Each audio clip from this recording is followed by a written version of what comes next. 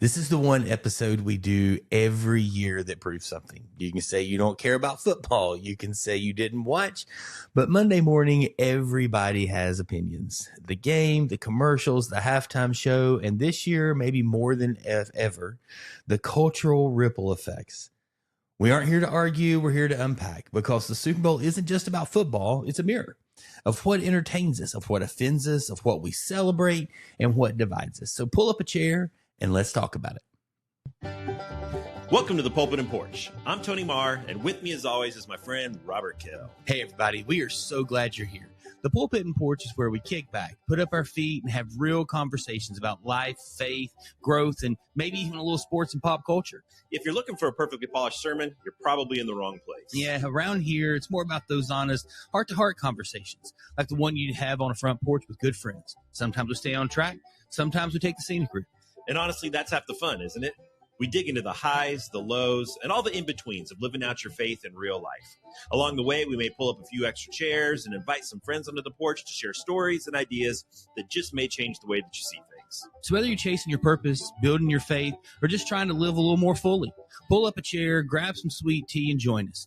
This is the Pulpit and Porch. We got a seat waiting for you.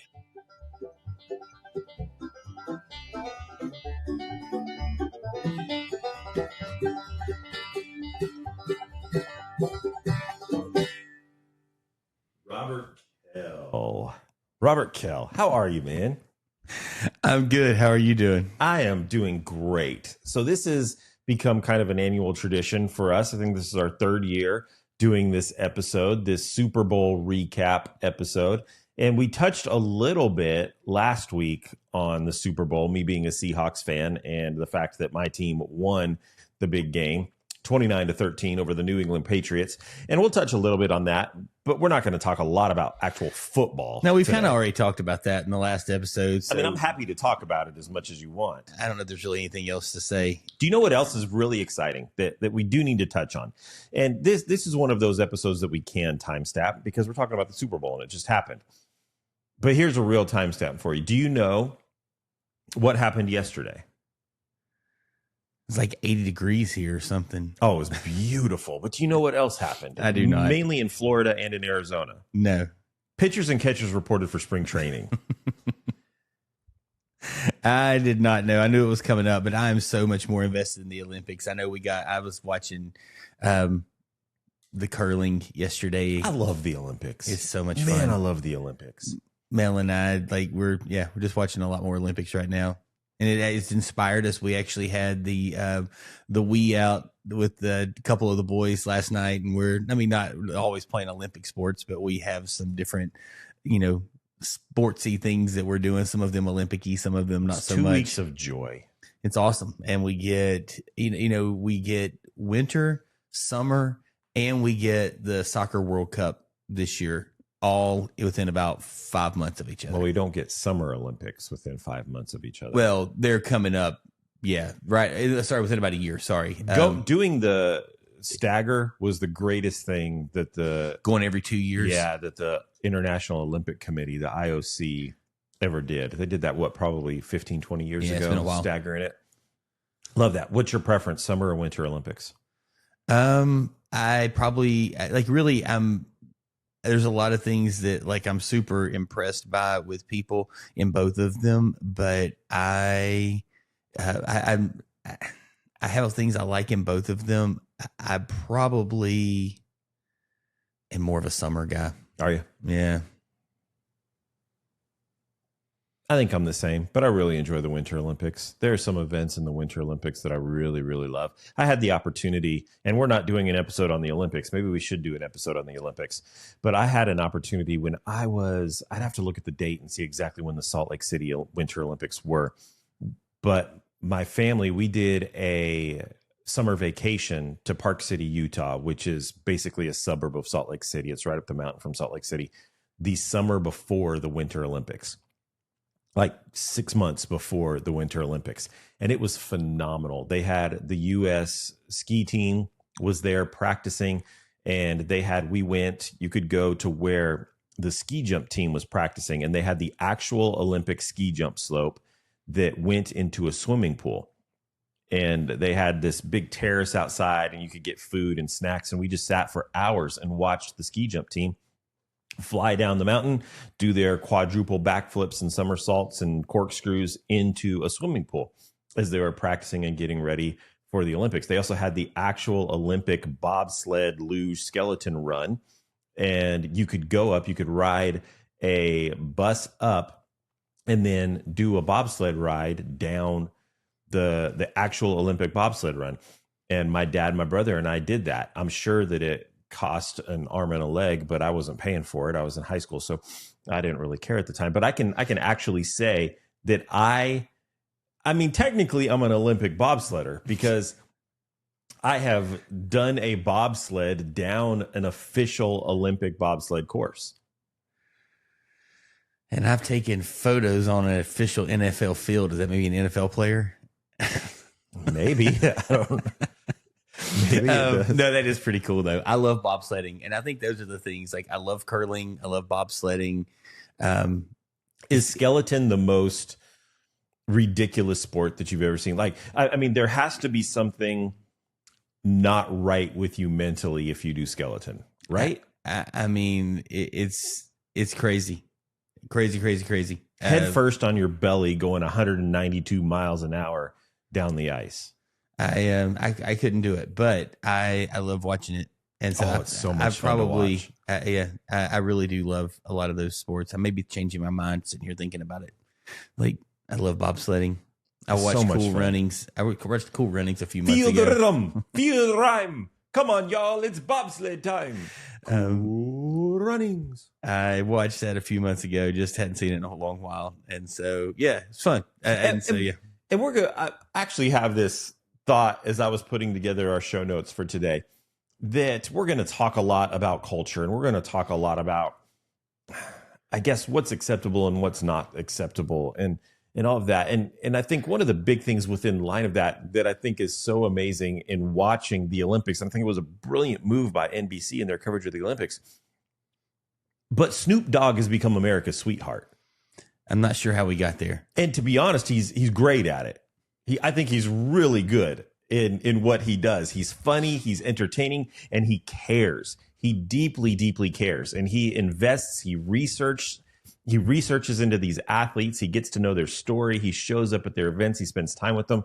I think he's way better than some of the other commentators that they've put in years past for other sporting events. But how did we get to this place where D-O-double-G is now like the spokesperson for the United States of America? Yeah, I'm not sure. Like you're talking, is he actually doing live correspondence for the Olympics again? Oh yeah, have you not seen him? I haven't. Like he's doing it all over. He did it for the Summer Olympics and was a huge hit, and so they signed him up. He's like their main guy now, doing these little pieces. I don't know what they call it in the biz. Yeah, I don't either. I haven't seen. So funny, I haven't seen him because I've watched a lot of Olympics, and he was at the opening ceremonies. He did a lot of opening ceremonies. We watched a good part of the opening ceremony too. Yeah, I don't know why I haven't seen him, but yeah, it's weird. It's weird that he. Yeah, I've seen him like literally every single. You sure you're not watching session. a rerun of last Olympics? 100% positive. Excuse me. No, that's funny, but yeah, it's weird. I don't know.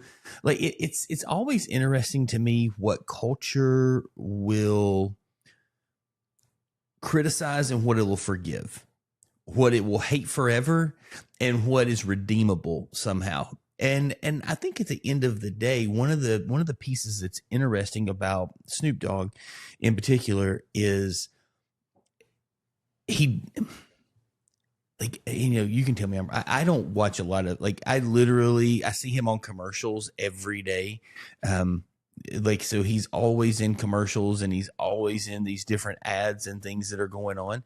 But I don't know that I really see anything about Snoop Dogg that he's out there with a big political affiliation, or that he's really banging like societal drums around social and cultural conversations and topics at a really, really, really high level, that he's a prominent voice, like so many are. And so maybe that's part of it. And I could be wrong. We may get 1,000 people that like write in and just go, Robert's an idiot. And you will just go, I know, I'm sorry. We'll delete the episode. But I think that like it's just really interesting to me. And I think that's part of this conversation is what is redeemable and forgivable inside of culture. And so you've got a guy that was leading the way with a lot of, substance abuse. We'll say it that way. His music was Are you referencing gin and juice? I'm referencing a whole lot of things that are there. But I mean, he definitely. But I mean, it is, Robert. It is like this, and then it's like that, and then it's like this, and But I think and then it's like that, and it's like this, and it's like that, and I think it's one of those things that it's an interesting thing that what he did has some, like a lot of the things he was doing has somewhat become legal in the world. True. So go back to your USC boy Reggie Bush that won a Heisman Trophy that was ripped away from him, which I think they gave it back because what he got at least accused of doing. I don't know that he ever signed off that he did it. I think he always kind of claimed some level of like, oh man, I wasn't involved in that, but it became legal. So now we all look at Reggie Bush differently. At least a younger generation does. Older people probably still go, he was cheating when it was illegal, so he should have gotten busted. This should have happened, blah, blah, blah.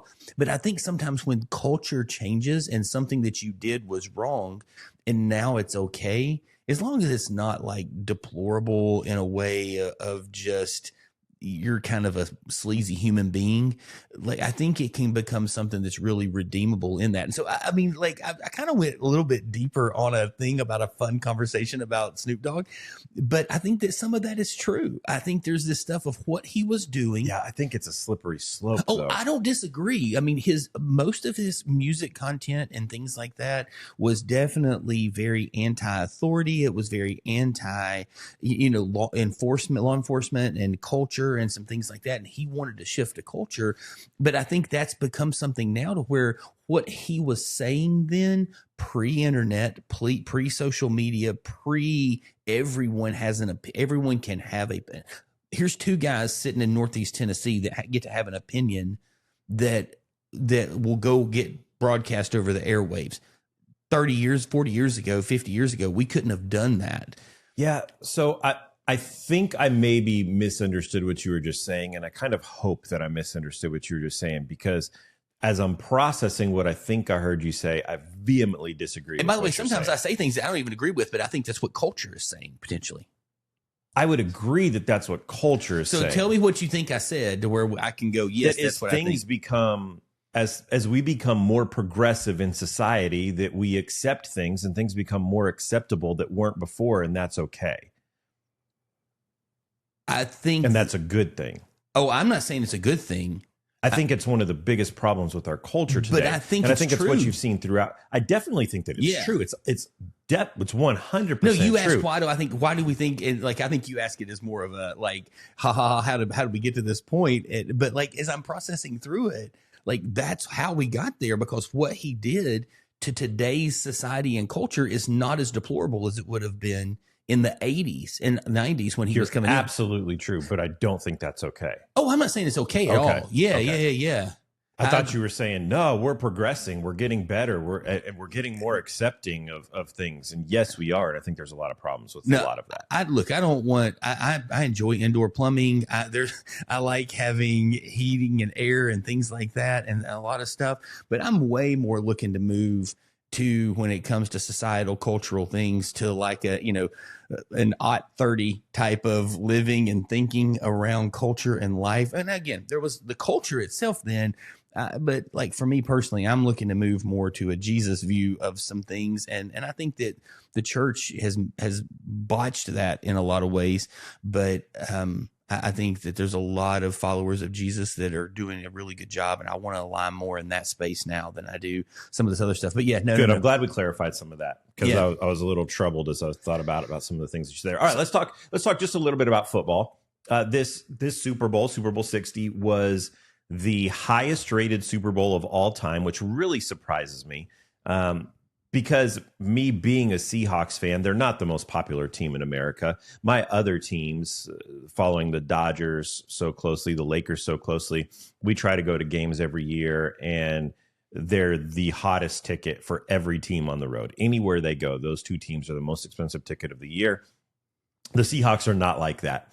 You can generally get Seahawks tickets pretty cheap if you go someplace. And so I was pretty surprised to see that. Now, the Patriots have a pretty big following, I think, globally and nationally, but they're not the Green Bay Packers or even your Dallas Cowboys or Pittsburgh Steelers. They're in the last few years, they've been pretty down. So they had the greatest turnaround in NFL history from what they did last year, winning 3 games, to this year, 14 games, I think it was.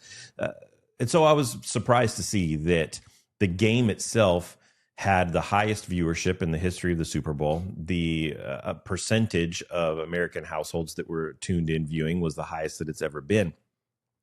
Why do you think? Why do you think that is? Why do you think that sports just hit differently than other entertainment?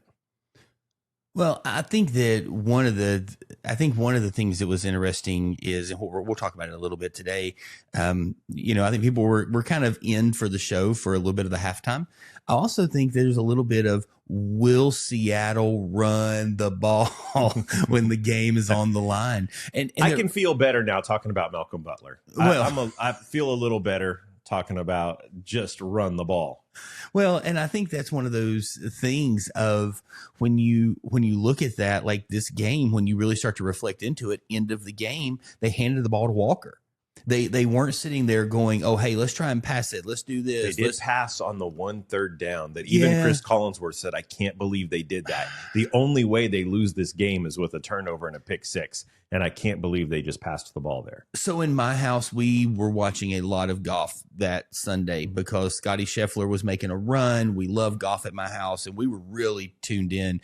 Well, it was going to go to extra. Scotty was out, but there was just this really cool matchup that was going to happen between 2 golfers that just really good guys. And one of my kids was like, we've got to watch the golf. And I'm like, people are showing up at our house to watch the Super Bowl in like 3 minutes. We're not watching golf. Well, the first person that showed up was like, oh, good, the golf's on. I was like, you've got 10 more minutes. And they were like, yes. And so we're watching this whole thing, and we were really locked in. And we kind of get to this place is when we flip over to the Super Bowl, and Charlie Puth is singing, and he did such a good job on the national anthem. And was he lip syncing? I don't think so. If he wasn't, his voice is incredible because that was so smooth. His voice is incredible. Like, you should watch Charlie. They I think he does a segment. I'm trying to think if it's called Dr. Puth or Dr. Charlie, Dr. C. Like, he does a whole thing. He has like perfect pitch. And so he'll sit and he'll go on like late shows, and they'll like take and get glasses of water and they'll tap them, and he'll be like, that's actually like 2 chords. That's a this and a this. And it's not like, oh, that's a D and a C. That's a B7 augmented diminished. And they'll be like, okay, play that on the piano. And they'll go boom, they'll boom and boom, boom. I mean, and they'll hit them and it'll be like, oh my goodness. And he really is crazy, crazy talented with what he does. And so his voice is really, really beautiful. And I love his music ability. So I think that one of the things, I think people were locked in for the halftime show. I think people were locked in for to see if they were going to run the ball. And I think people were just like, we're in this weird, unique season. Golf, Scotty Scheffler, all of this stuff. There was this excitement. The Olympics were kicking off, and things were rolling in that realm. Like, there was just this whole world of everything's kind of in that. And you've got 2 teams in a rematch that ended weirdly, and everybody wanted to either see the Patriots win or they wanted to see them lose. Most people's favorite team are who they pull for and whoever's playing the Patriots. Yeah. And so we have a Seahawks and a Patriots fan at our house, and it was really fun. We had about 20 people over, and it was awesome. I love that sports are unscripted drama. Yeah. Well, you don't know. We're not getting into wrestling. And I know what I was going to say about like we were watching golf and we flipped over and the first thing we saw was Chris Collinsworth and you said him about that whole thing and we just went, ugh. Like he is one of my least favorite announcers. So knowing I was going to have to watch the whole Super Bowl with him making the call was just like, not great. But no, there is a whole thing that the NFL scripted. Like, do you that's ridiculous. That's ridiculous. It's not scripted. It's drama. You don't know the ending. There's no writer's room for this thing unless you're a conspiracy theorist. Apparently, there's no retakes. It's raw, and when something is raw, I think it connects deeper. It feels real because it is real. And even, reality shows that were so big in the 90s and 2000s, and maybe they're still big now. I don't know. I don't watch any of them. But there was so much that wasn't real about those. And that there were retakes and there were edits. There's no edits on this. What you see is what you get. And I think that's why it connects so deeply. I think that sports are socially acceptable emotional outlets. You see people, my wife says that your real personality comes out when you're watching sports. And I don't know that that's true completely because you hope it's not true. I hope it's not true. Yeah. I hope that it's not true. My dad was the most caring, empathetic, loving human being that I have ever met. Maybe has walked on the face of this earth outside of Jesus. And, you put him at a sporting event and man, did he unleash some venom on the officials and the opposing teams and coaches. And it was a joy to watch and participate with in him. And so, yeah, I think that it's just real. It's real. And I also think that the Super Bowl has become a cultural phenomenon. And so many people tune in that could care less about the game. They're there for the commercials. They're there for the halftime show. They're there for the community that is involved around it. And the people that couldn't even tell you what a first down is and find themselves yelling at the screen because everyone in the room around them is yelling at the screen. It's a cultural establishment now. It really is. It's something that has become deeply, deeply rooted into the fabric of our country. No, I don't disagree at all. So you said commercials. I did say commercials. What'd you think this year? What did I think this year? There were some good ones. I think there was definitely a theme that played out a shift. The amount of AI commercials and AI generated commercials, I think was a little crazy. But yeah, I thought companies put some thought into their commercials this year, which I haven't always thought before. When you're paying $7 million for a 30-second ad spot or whatever the cost is up to now, I think that you should put a little bit of effort into your commercial. And there were some that made me laugh. There were some that made me laugh. I would say overall, it was one of the lower ranked commercial years for me. There's just a lot of it that I didn't love and enjoy. And the things that I did, I don't like the first commercial, one of the first commercials, the one, and I'd been seeing them kind of promoting this, the halfway there insurance that they did. Yeah. The State Farm commercial, and then Bon Jovi and Haley Steinfeld and everybody's there with all of that. I thought that was really, really funny. And it started so strong. I was just going, man, this is going to be incredible. My favorite boy band would have been Backstreet Boys, and I loved them. They got two, right? Their song got used twice. They did almost back to back. Well, Lady Gaga was in, what felt like a half dozen commercials. I didn't go back and do an exact count. The Coinbase one was brilliant. That was brilliant. Oh, the Backstreet Boys one. Oh, yeah. With Machine Gun Kelly guy came in at the end. Oh, no. With just the 1980s Apple IIgs computer screen. It's just the lyrics to the song. Yeah. And I mean, that was the only one that stopped everyone in our living room and we're staring at the screen going, what is happening here? What is going on for here? A minute, I thought somebody had hacked my TV and threw a Backstreet Boys song up there because we had just seen the other commercial. Yeah, like you said, it was the just same thing right before the one before it. I mean, if somebody had hacked your TV where you live, like this is NASA level stuff. But like I live in the middle of a pretty populated subdivision in the one of the more populated subdivisions. But everyone in the my city. living room was fixated on the TV, Yeah. and we were saying, "What is What are we watching? What is going on here?" And then Coinbase came up, and we're like, "All right, that was really good." I kind of looked at that and went, okay, that was. See, I didn't love that one as much. I thought that it was interesting. It did grab our attention, but I couldn't remember who it was because I just keep looking at the video, going, that was just crazy. I love the ones I'm drawn to a story. And I love the ones that tell a great story. They make me laugh. The ones that in 30 seconds, which is the time they have, that make you think. I think that's talent right there. When you can pull that off, I respect the craftsmanship. But I also know in watching these things that I'm watching a $7 million commercial. I'm watching something that's been crafted and put together. It's cost them a fortune. And so for $7 million in 30 seconds, I know that each one of these people are trying to say, what's my best sermon that I can give in 30 seconds? No, absolutely. And so, yeah, it was, yeah. Did any of them make you uncomfortable? What do you mean by uncomfortable? Squirmy? No, but also when you've got 20 people at your house and a couple of them are under like 5 or 6, Yeah. It's definitely, you don't get to sit and watch them all as much as maybe you want. And I haven't had a chance yet to go back and watch through them all. It was just kind of like, oh, good commercial. Not so What good was your commercial. favorite? My favorite was probably sitting in the lines of the Bon Jovi one was really, really good. I love Backstreet Boys. So the one with them and Machine Gun Kelly was really, really fun. What was that for? What was that one for? T-Mobile. T-Mobile. Okay. And I loved Goodwill Dunking.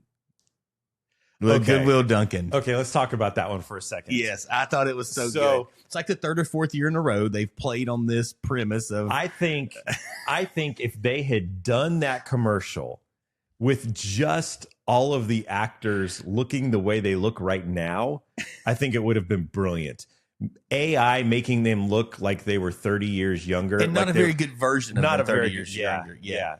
Ted Danson coming out as Sam Malone. Cheers is my all-time favorite show. And so Ted Danson coming out as Sam Malone, wearing his Boston Red Sox thing from behind the bar. Oh, I loved it. But make it Sam Malone, make it Ted Danson as the 70-year-old Ted Danson. I think that would have been funnier. I think it would have resonated more, and it wouldn't have been so cringy. That one to me was cringy because of what they did with the AI in making them look like they were 30 years younger. I thought was pretty crazy. I thought it would have been better if they had just and funnier if they would have had them real. The one that so many people probably loved that because I will literally drink flat Coca-Cola over good Pepsi was the one where they took the Coke Bear and flipped it to a Pepsi fan. Yeah. And I just thought, so. And mayonnaise is a terrible condiment. Oh, I love mayonnaise. It's the way that is bonkers to me mayonnaise. with how you eat that mayonnaise is on your list. I love mayonnaise. I am just like dumbfounded. It's people like you that like make the world. And then the Liquid Death commercial was kind of stupid as well. I didn't like that one. I think my favorite was. So yeah, I was gonna say, what about you? My favorite was the Bud Light wedding one, where the keg goes rolling down the hill. Yeah. And Peyton Manning and what's the Post singer's name? Malone. Post Malone. Yeah, There's I a few thought other that one guys was in that one. hilarious. I thought that was really, really funny. I have enjoyed the banter of Bradley Cooper, Matthew McConaughey, and all of The that Uber stuff Eats, with the the Uber food Eats one. thing. I think it's been That's really pretty funny. Yeah, they've built that well. Hopefully Yeah. they'll let it kind of die now and It's not time. just keep trying to It's drag it in. So anyway, no, it was a fun conversation, fun overall. Not my favorite year of commercials, but I find it funny that as we try and get more and more progressive with music and things, when it comes to commercials, we keep going further and further back. I'll tell you what, and grabbing people I'll tell that you are what older. other one I loved. And we spent almost a whole episode on this last year. That as the game was winding down, I actually said to my family, we haven't seen anything this year from He Gets Us. And then a commercial comes on and we're 10 seconds into it. I said, I'll bet you this is He Gets Us. I thought it was brilliant. I thought they did a great job with it. I saw the thing pop up at the end, but I didn't see the commercial, so I cannot thought they speak did to that. really good. I thought it was the best one they've done in a long, long time. And I'm all, you and I have mostly similar views, but there's a few things we have some different views on with them. And I thought creatively they did really good. I thought the story they told in it, I was proud of them for that one. I thought they did a really good job. I have not seen that one enough. I just saw that he gets his pop up at the end and somebody said something and I turned around. So, yeah. All right. Well, in the middle of the game and the commercials, apparently there was a show. Apparently there were two shows that were on, one that was actually at the Super Bowl and one that was on YouTube and some other places. And so, yeah, we talked a little bit off air. I mean, I think that the reality is you and I don't speak the language of the halftime show at Super Bowl. Yeah, that would there'd be very, very limited of what we would know. And so we don't speak the language. I have never been to Puerto Rico. I admittedly probably don't know enough about that culture to speak into the things that Bad Bunny was saying. I knew the name Bad Bunny, but I did not know him really until he played Adam Sandler's caddy in Happy Gilmore 2. Yeah. And my boys were like, that's Bad Bunny. And I'm going, learn something new today. Like, I had no clue what he looked like. I didn't know at all. And so, for me, like, my observations are probably from a little quieter place, but more looking at just things that I saw than really a deep understanding of the culture and stuff like that. Yeah, the only Bad Bunny songs that I knew were the ones, half of Major League Baseball has a Bad Bunny song as their walk-up song as they're coming up to bat. Freddie Freeman's is, Kike Hernandez is. What you mean is half of the Dodgers. Yeah, but half of Major League Baseball is as well. And so I was a little familiar with some of those tunes just from hearing the walk-up songs. But yeah, I'm the same as you. I don't know any of his music outside of that. I didn't recognize, there wasn't a single song that was played at his halftime show that I had heard before. I knew the tune of one of them because it's been in commercials. And here's the thing I'm going to say, like, I looking at this from the perspective, I'm not saying that like what he did, I started to do like a deep dive. There was, I'm going to say 20. I don't know that that's accurate. If you add in Lady Gaga and Ricky Martin and some things like that, like if you add all of the songs, they might have done part or all of 15 to 20 songs. It was a long list. It's actually impressive in like the 14 and a half minutes that he did, how much he worked through. But I clicked into one or two of the songs and I was like, okay, translate, because that's the only option I've got. And then the thing I heard and I read as I was researching some of this is that people like said that he changed some words in his songs. So he wasn't actually saying almost like a radio version versus a Apple Music or Spotify version.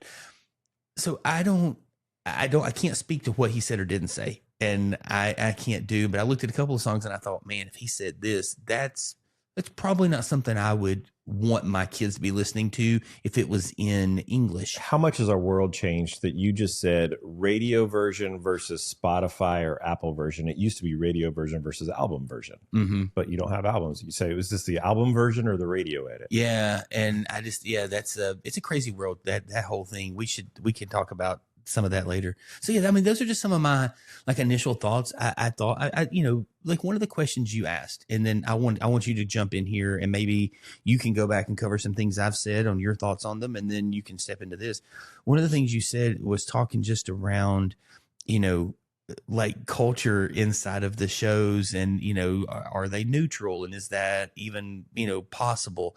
And I've said before, what if nothing we consume through media was ever designed to be neutral? What if everything has always had a purpose? Neutrality is a myth. It's such a myth. And that's the thing, is that like when you and I write a story or we talk on here, we have a purpose. Like when people write a song, nobody wrote a song and just went, I don't hope this moves somebody to think the way that I think. When directors and things do, having a son who wants to score films, when he watches a film and when people send him projects that he's working on, I mean, he's doing that with an emotion and a heart that he wants to move people's thinking into an alignment with where the director wants to go. And so if things were never meant to be, or things were always meant to be, is what I meant to say, made with a purpose and to move you to think in a certain way, why then would I expect whether I prefer their music or not, the person that the NFL has chosen to put at the halftime of the largest sporting event of the year to not be telling a story and trying to move the hearts and minds of people? Well, it's the same with every commercial that we just talked about Agreed. before. Every performance communicates values in some way. Yeah. Even choosing to just entertain. You say, "Oh, we're just entertainers." You're still pushing a value. Are you It not doesn't matter entertained? what you do. Yeah, it's a value statement. Yeah. No matter what your statement is, there's a value coming across. I agree with you completely on that. Yeah. And so, I mean, so in that, like, you know, I don't know, like, I don't, where do you, like, what's your thoughts? What are you thinking? Did you, I guess, like, we'll just start with Super Bowl, then we can, I mean, we'll talk a second about the other one. You and I both I watched both of them. Or I have now watched both of them, A House of 20 People. You just kind of, you get an experience and stuff, and then you go watch them later to where you can really absorb it and take it in. But what's your thoughts? I think you and I differ a little bit in what we've talked about, that I just didn't get the Bad Bunny show. It wasn't my stitch, wasn't my thing. I didn't really have a problem with it. I understand that he's extremely popular. I don't understand why, because 95%, forget the fact that it's just probably not my style of music. But 95% of the people that listen to it can't understand the lyrics. They don't understand the words that are being said. 95% of the people watching the Super Bowl probably didn't understand that at all. I even said to my family, they should put closed captioning on it. When you're watching a TV show and they're speaking Spanish, they put the words at the bottom. They caption it out for you. They should have done that. It would have helped, or maybe it would have made it a lot worse. I don't know. Can I interject right there really quick, yeah. and then you jump back in? I was listening to sports radio, and I actually listened to it on a radio to like age myself. Like I'm not listening on Spotify or iTunes, but I was listening to sports radio, and I was having this conversation around they were having this conversation around like a year ago when Kendrick Lamar was on, they bleeped several things that he said. And somebody was like, it feels incredibly hypocritical. And this wasn't just some caller in. This was actually a intelligent conversation between the host and somebody else that's around the show and the network. But they said, like, if in that space they're going to bleep out words because the vast majority of people watching would understand it. But if they said, and that's where they said, like, we understand he changed some of his songs, but there's no way he changed everything. Like, is it not hypocritical to bleep out words that would be understood in English, but not bleep them out? And I don't know. I don't know how I think about that, because I would prefer it to not be there, period. Yeah. But I don't get that voice. I'm not the norm of America, and I fully understand that. Yeah, and so I think I don't have a problem that he performed. I don't have a problem that they chose a Spanish-speaking Puerto Rican entertainer to do that. He's extremely popular, and so I think they go with what the numbers tell them are going to get the most people to tune in. And it was the most watched halftime show of all time by a large number. When the metrics came out, it blew away everything else that has ever had. Now, I feel like every year they say this was the most watched halftime show ever, because I think it's just becoming more and more of a cultural Did you see thing. Sports Illustrated post on Instagram? I did not. Like, if it wasn't Sports Illustrated, and I checked to make sure, and if somebody goes, nope, you're wrong, you got hacked, you you fell for it was actually Sports, faux illustrated or something, and you misread it. But they said it's like like water consumption during the 13 and a half minutes of that was down by some astronomical amount, and was immediately, as soon as it was in 60 seconds of being over, immediately skyrocketed to the highest ever been, because there were 671,962 people flushing a toilet all simultaneously really rushing. And so, but that was Sports Illustrated saying that. And so I do think, and like it or not, we live in a world where it was much easier for mine and your parents to control our content. Definitely. And so if my parents didn't want me to listen to something, don't put a radio in my room. Don't give me a Walkman. Yeah. Don't turn it on when we're in the car, because that's really the only space. We're not going to purchase those albums. You don't have access to this. Now, like, I can control a whole lot, but I can't control the fact that my boys have a phone. We have an Apple Music subscription, and they kind of go from there. But talking about what you're saying, my preference would be vast majority of music. I would choose country music over.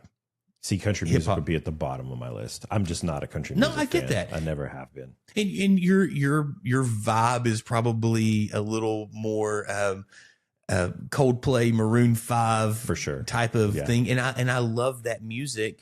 And I think it would be a tension if I was just like, oh, hey, you can only have one of these the rest of your life. Do I want something that's here or there? But for me personally, and so like I guess look at the TPUSA show for a second, like that music would draw me, but it wasn't. But when I looked at it, I said this to you off the air, there were words that were said, there were statements that were made that I was just as bothered by. And I wouldn't want my sons, who are, young men now, that I would not want them exemplifying those values of those songs either. And so this is something. Now, I mean, the last one that, when Kid Rock came out and did probably, like you said, like the first verse of his most famous song, Ba with the ba ba dang ba dang ding, and then he transitioned into a song as his actual self. Robert Ritchie, I think, was his name, or is his real name, not Kid Rock. And that song carried some decent values for me. But again, I'm not talking about. But I look at. If I listened to Bad Bunny and read the songs, I probably might have a song in there that I would go, hey, those values are really, really good. So I wouldn't speak to that as either way. So one of the big things that's been discussed and really galvanized this whole conversation has been the political spectrums. Correct. Okay. And that both of these shows were statements. They were political statements. When does art cross the line into activism? Oh my goodness. I said to you off air that I'm fine. Again, people can like or dislike what I'm saying. I'm fine with both of these shows existing. It's a free world. You can turn on or turn off anything you want to. But these, like, there was a segment that was making this a Christian, non-Christian. And I don't think that, like I just said, I don't think that everything, I don't know if anything outside of one line in the last song that, Kid Rock did was anything that was just saying God's name does not make it Christian.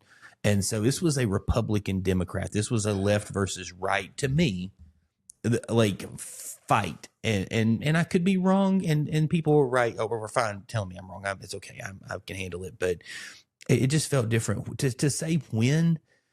I think it's always been that way. Go back to the Beatles. Go back to, I mean, you look at men and women who were writing songs like throughout history. Whether these were, go back to the Bible and look at some of the songs that were written by, Miriam or different people, these poems and these songs and these thoughts that were written in these real moments of despair, like in this moment of struggle and this internal angst. And it was an angst, not just with God, what are you doing? But an angst with what is happening in our culture and society. And I think that there's something that's there that like it's okay and it's good that people want to voice those things. I think that in the world we live in 2026, it's just really, really complicated with so much availability on social media and things to do. I'm intrigued to hear your thoughts on this. I agree with you. And I think, like we said before, art has always influenced culture. Yeah. Always. You go back centuries, art has influenced culture. So I think the question isn't should it? The question is how do we respond to it? And I honestly, I think you're going to disagree. And this is something that maybe will get us in a whole lot of trouble.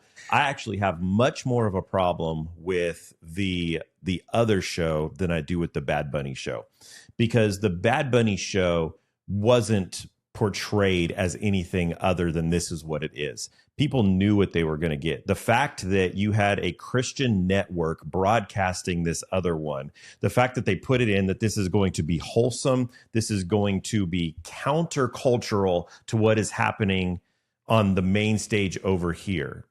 They built it as something, and then you have I just fast forwarded through it just to be able to have an informed discussion for this show. The first words I hear is, I hope you get this, I hope you get this, I hope you get this, and I hope he cheats like you did on me.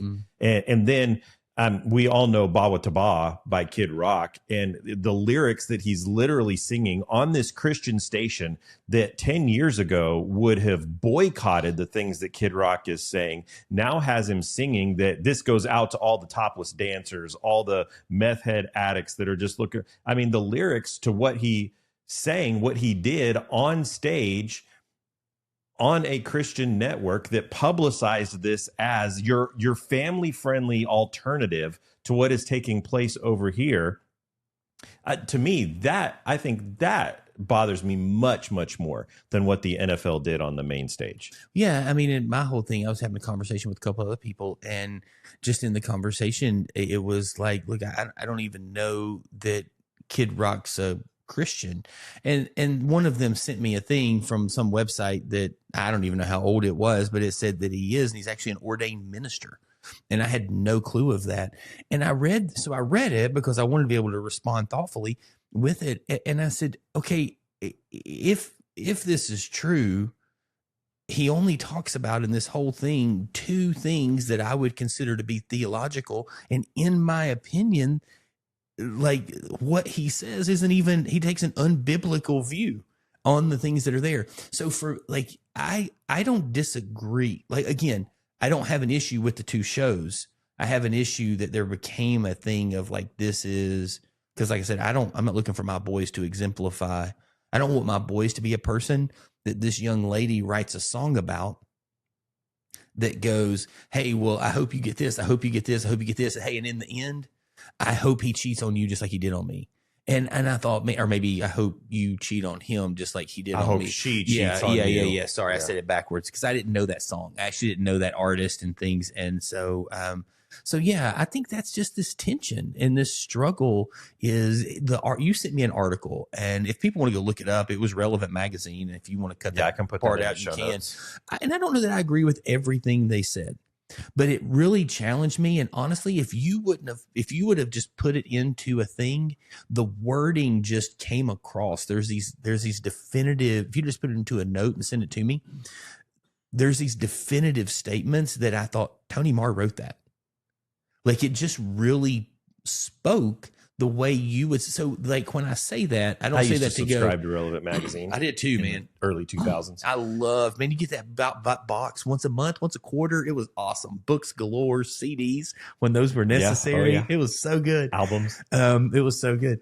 So I'm not saying that I'm not saying you agree, disagree, or that you wrote this, but what I mean by it, and in a positive way, it was an incredibly thoughtful article that challenged me to look at what is my heart inside of these two shows, inside of the TPUSA show in particular. What do I feel as a follower of Jesus that I'm looking at and going? And so I just think there's a lot of depth in this. I did do a little deeper dive on, because there was no deep dive to do on the TPUSA show. Like it was what it Yeah. was. It was pre-recorded. It was actually one song where the lip sync was, or the video and the lips were off so Man, bad. and what Kid Rock did, he wasn't even attempting to do bad lip syncing. No, he just it was not great. And so at one point in time, somebody said, "I think we're off," and I said, "The past 6 songs haven't been off," and they're like, "Oh." And so we had both shows on at our house, and I kind of walked between the two and I watched them both. There was some people, like I said, we had about 20 people. There was literally about 50-50, just like, "Hey, prefer not to watch this one." I'm like, "That's cool." Yeah. And I think if they had just said, this is going to be the Republican answer to what's happening here. This is, instead of saying this is going to be a family friendly, faith based thing that you can go, that's going to give great values and bring back American values and all of that, redeem the halftime show. I think that's what bothered me, is because it didn't do any of that. So I didn't know this, but in 2019, Jay-Z's Rock Nation partnered with the NFL, that they are a pretty much key influence. They are the key influence. They listen to some other people based on like some USA Today articles and other things like that I read. They listen to some key people, but they, along with the NFL, Jay-Z and the NFL, decide the halftime show. And I think that in that in his time, you've had Maroon 5 and you've had Coldplay. And so 2019 to 2026, you've had 7 years. But neither one of them were headliners. Neither one of them were the headliner, I don't think. I think Maroon 5 was in 2019. Were they? Maybe. I could be wrong. I thought Maroon 5 was in 2019. I know Coldplay wasn't. They were just a supporting. They were in 2021, maybe. I just remember that because I was looking through it. I was gonna say, you've got a great memory. I just reading that a couple days ago, but I look at it and I go, you have seen a definite shift. The last concert right before would have been Justin Timberlake. Right before that was Katy Perry. I mean, you saw these different concerts, which is crazy to think that Timberlake and Katy Perry were pre 2019. It's like, how old am I? How many Super Bowls have we had? But 60 of them. Yeah, it's crazy. And so I just, we've seen a shift in what's there. And the thing I would say is, the halftime show used to be a juggler on a unicycle. Yeah, that's crazy. I remember we were looking at that 2 years ago. I think we were talking about a halftime show and we were talking through some of those. So anyway, those are my thoughts. I don't have a whole lot else. I think, look, if you want to just be honest, like about the turning point, the TPUSA thing, it was fine. It was I don't know. It was fine. What do you think? I want to dive into this fact that there's such division. And I feel like this was them doing this. And I didn't even know it was still happening until we were talking last week. I knew that right after Charlie Kirk's assassination, that there was talk of it, and it was going to be Forrest Frank and some other Christian artists were supposed Cody to be a part of it. And then something happened, and there was some fracture that happened there. That fell apart. And so I thought that it was done until you mentioned it last week, I think on our show, or maybe it was when we were talking off air, that I even knew that it was happening. Is this creative counter programming, or is it cultural division? Can two things be true at the same time? Absolutely, they can. I think it's probably both. I think it might be. I think it's the fact of that we live in a world where you can produce. So one, that was not live. The TPUSA was not a live event. It wasn't one. I had so many friends say it wasn't a live event. They got to be smarter than that. There were 2 plays into the Super Bowl back in the second half before that event was over. Really? Yeah. And you're a pre-recorded event. Wow. And you can't. You've got 30 minutes. You know the window you've got. Like, lock it down, man. Get it done. And so I think that one of the things that was just really, really complicated and tough was like, I just think that if in today's world, sorry, this is what I was trying to say. That was what was tough, is people just frustrated, even people who wanted to watch it. I have a friend at the church. He was like, yeah, we used the TPUSA thing in our halftime thing. And he's like, but we were all frustrated. We were watching the game on our phone while they were finishing it up. I'm going, well, you could have just clicked back over. You didn't have to stay here. Like, the thing for me is it's so easy to produce something in 2026 And it's so easy. Like you and I sit in a room with phones and cameras and we do this, and it's not perfect, but we don't have their resources. When you've got those resources, you've got the best of the best. You've got the people who are the best of the best. And it's easy to put something out. So I don't have an issue so much with the thing, because I think everybody, and we've shown this, people get the right to say what they want. And if one side does, the other side can. And I think that's okay. I think we've got to find a way to be respectful in it, and like, hey, say your piece, but you just can't constantly be trying to tear people down. Yeah, I think what you just said is spot on. I don't think that they were different shows. I think they were different realities. They were totally different realities. That's an interesting thought. We used to all watch the same thing and argue about it later, right? Now we choose the feed that already agrees with our thoughts. Whatever we think, we're just going to watch what's going to reinforce what we already think. And that's the reality of our culture now, through what we see on social media, the news networks that we watch. We just want to find the people that agree with us and listen to the people that are going to reinforce what we already believe. And it causes me, I want to ask you, is this just healthy pluralism, or is it tribalism that we're experiencing and seeing? Because pluralism can be healthy. Pluralism is healthy, but tribalism isn't. And the difference is whether or not we're open to dialogue or if we're just defending our side. It's interesting. And I'm trying to put my brain around tribalism versus all the conversations around tribes. Like, people literally write entire books, leadership thoughts and things around your tribe and working inside of your tribe and things. And so I don't know if that becomes an ism. That is something that's there. I mean, in sociology, tribalism is saying that we disagree, and so therefore you are the problem. Whereas pluralism says we disagree, but we can occupy the same space. We don't see eye to eye, but we can share this space together, knowing that we don't agree on everything. We can still coexist and we can still live. Tribalism says, no, we disagree, and therefore you're wrong. You're the problem with society because you don't agree with me. Yeah, I think that sometimes, like in some theological terms, I don't always buy into the categories, because I think there's some flaws inside of both categories. But I would say that we should, like, inside of these two thoughts, pluralism and tribalism, like, while I probably wouldn't fully agree with both of the categories enough to go, hey, I'm 100% on this side of it, of either one of those things, I would say that we have to find a way to live our life that we can go, hey, you get a voice and I get a voice, and then we're going to work through these things together, and we don't communicate, and we communicate through it. We don't just go, you're the problem. Well, that would be pluralism. Well, I think that there's deeper things to it. Now it's not the time to go into all that. I always think there's deeper. Pluralism tolerates, maybe even embraces tension, whereas tribalism escalates tension. And like I said, I think that there's always some good things inside of, and I mean, sometimes, in my opinion, there would be less good things. And so maybe on one side or the other, there's less good things inside of something. But like, I don't always love labels that. Yeah. Really, and I think it just create. leads to a bigger question of, why do you think this event generates so much emotion?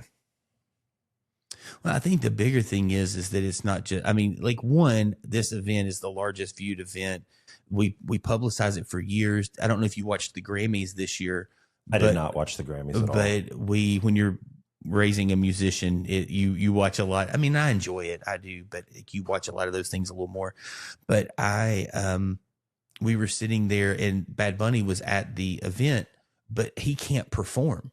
Once you sign on as the Super Bowl halftime show, you can't perform. Like, the whole goal is that no one has seen you for a set amount of time. Oh, wow. I didn't realize that. I didn't fully understand all that either. And I need to do some level of research, but like, Trevor Noah, I think, is who hosted the show, the late night, the guy. And he's fun on that show at times. He was in a Super Bowl commercial. Yeah, I don't remember which one. He was in the Pokemon commercial. Him and Lady Gaga and several others. I think part of K-pop Demon Hunters was on there and all kinds of things. But Lamine Yamal one of the greatest soccer players, 18-year-old soccer player, incredible guy. Plays for Barcelona, but like in that whole space, Trevor, we kept trying to get him down, just trying to get him like, hey, so you want to sing? And finally they did some little bit where he like hummed out part of one of his songs, and everybody just kind of went nuts in there. But like Bad Bunny had put himself into all of these spaces and all of these things, and he couldn't perform. And so all of this stuff led to and built to this whole space and moment of here's this one halftime show. And can I say this? Like I'm from America. I speak English, and I understand that people can say no one is from America, but like you have to go back a whole lot of generations to find somebody that in my family was not from here. And so I'm for multiple and you generations. Have to go back 2 for me. Yeah. And so like that is just not my story. I mean, I am like just grandparents, parents were here. And so like it's just not something that there has to be something incredible. If I was living in a country that did not speak my native language, there has to be something incredible about seeing something on the largest stage in the world that's speaking your language, your native tongue. It's why you and I are such big fans and supporters of the Bible getting translated into all these other languages, because we believe the scriptures that change our life every day, that everyone should have the ability to hear that in their heart language. And I think that has to be the same thing. That has to be part of that same vibe, is that this show is so big and it was so huge. It's such a draw. Maybe not because Bad Bunny's Bad Bunny. He is pretty popular, like you said. I mean, neither one of us could know for sure what percentage, but it's a lot of baseball players. There's 18 guys a game that come up. And if you go to a game, at least a third of them have a Bad Bunny song as their walk-up song. And this is stuff, that when all the NBA players, and not all of them, but a third of them on their playlist, the NBA and MLB and all these pro and college athletes, when they got the AirPods in and they're warming up, they're listening. He's on their playlist at times. But for people that all they speak is that language, and he steps onto a stage and he meets that, and look, I think it's important that we're aware of cultural things. I learned things about Puerto Rico that I did not know before Google and AI and reading news articles. And I used all 3 of those things. I Googled stuff, I used AI, and I went to some news articles and read whether you like their stories or not, reputable news things to see what he was talking about. And I think it's important that we understand culture. So what does the Super Bowl say about where we are culturally?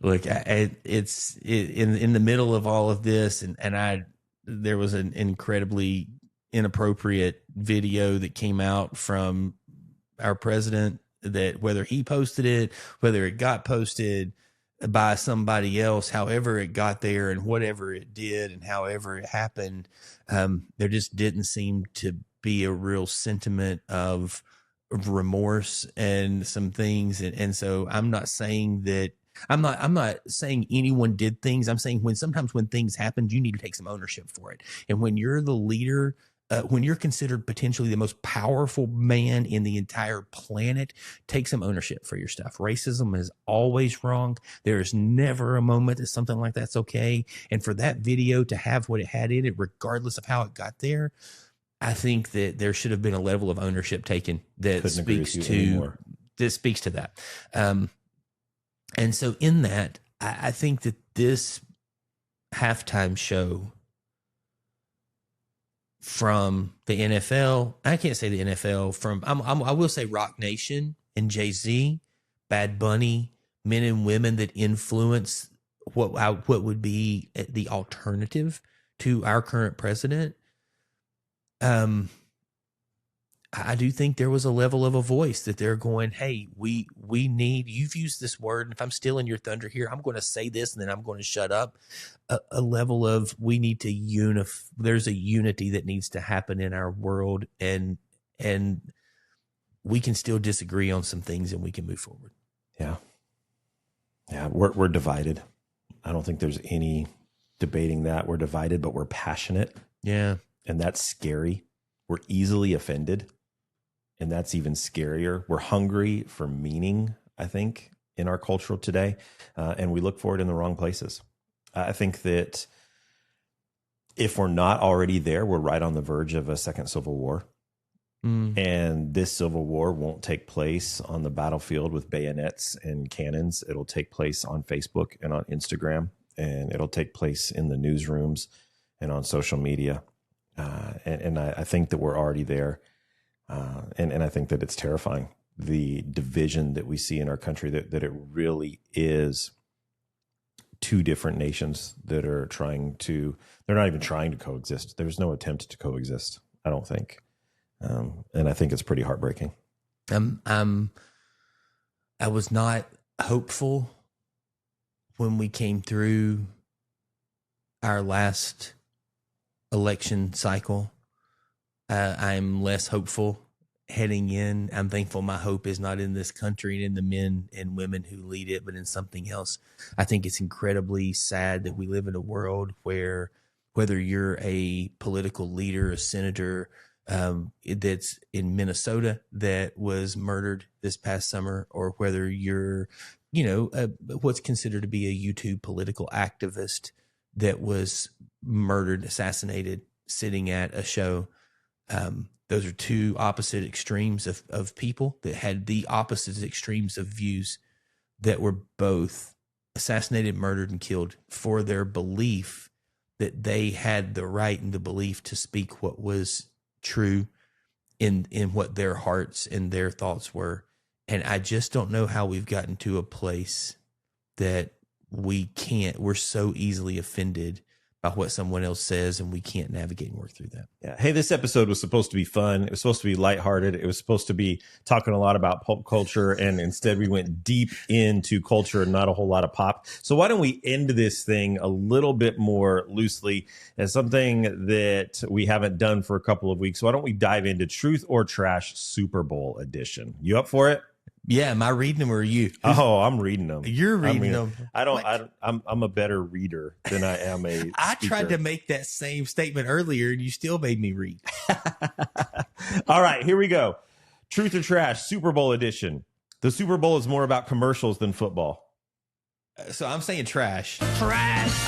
I will expand by going, I think it depends on who's watching. Yeah. Who that is. If your team isn't playing, you secretly care less. Truth. You can't handle the truth. Halftime shows should be apolitical. Trash. Trash. Athletes should just play and entertainers should just perform. Can I say true ashish? That came close to me. We might have to put an explicit on this episode now after that. I think a little bit of both. The best Super Bowl ads are the funny ones, not the emotional ones. Trash. Trash. Watching sports is a healthier outlet than most people admit. Truth. You can't handle the truth. The Super Bowl has become a cultural event first and a football game second. Ooh. True. You can't handle the truth. If you're more offended by halftime shows than your screen time habits, that's inconsistent. Truth. You So good. can't handle the truth. Turning Point's alternative halftime show was inevitable. Trash. Trash. I would disagree with the state of our country right now. Most people don't want unity. They want their side to win. Truth. You can't handle the truth. You said this was going to be fun. Everything in here has been some crazy. This has not been fun at all. Party food is the real MVP. Truth. You can't I'll tell you handle about my the food in a truth. minute. Pizza is better than wings for the Super Bowl. Always true. You can't handle the truth. Raw vegetables do not belong at a football party. I don't eat them, but I don't care if they're there. So trash. Trash. If your team wins, you think it was destiny. If they lose, it was the refs. Trash mostly. Trash. Nostalgia-based commercials work every single time. Truth. You can't handle the truth. We say it's just entertainment, but we talk about it for weeks. True. You can't handle the truth. And finally, fantasy football makes people care way more than loyalty does. Trash. Trash.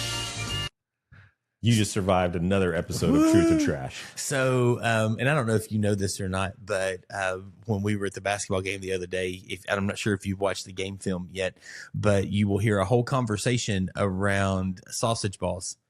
And I like sausage balls. well, your wife was given the recipe, because we were sitting there, and sausage balls are one of those things. And so, like I said, we had a bunch of people over. It was awesome. We did tacos, and everybody just You didn't invite me over. I did invite you, and I told you that I said I've actually held off on this because I don't think you're the type of person that, well, especially when your team's playing, that you would have not in. You would have been so upset. No.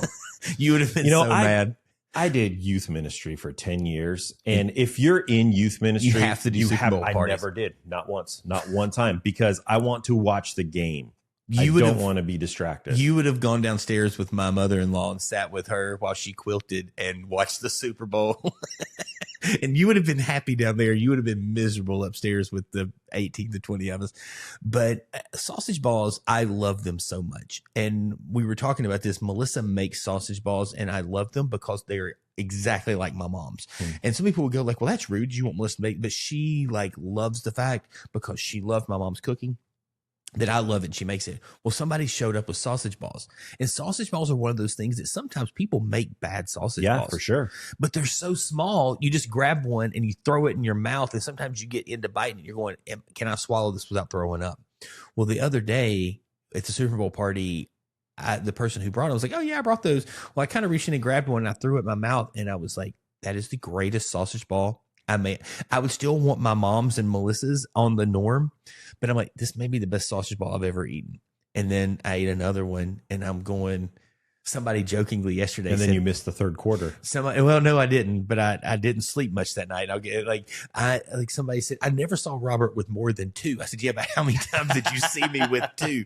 And they're like, oh yeah. And I was like, these were literally the best sausage balls I have ever had. And they were so good, and they were incredible. And I know I ate 15, if not 20.